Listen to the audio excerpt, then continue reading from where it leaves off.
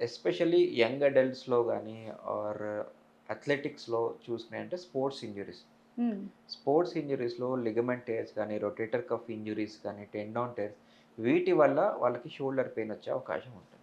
Sir ఇప్పుడది ఆ పెయినొస్తుంది. So, అలాంటి పెయిన్ రాకుండా ఉండడానికి రిలీఫ్ అవ్వడానికి ఎలాంటి హ్మ్. ట్రీట్‌మెంట్ ఇస్తుంటారు మీరు జనరల్‌గా అందరికి? సో, షోల్డర్ పెయిన్‌లో అసలు ఈ టెండన్ వల్ల పెయిన్ వచ్చిందా? ఆర్ స్లాప్ టేర్స్ అంటాం. ఈ టేర్ వల్ల పెయిన్ వచ్చిందా? హ్మ్. రొటేటర్ కఫ్‌లో మనకి టేర్ అయిందా? వాటర్ ఏమైనా చేరిందా? హ్మ్. జాయింట్ ఆర్థరైటిస్ వచ్చిందా?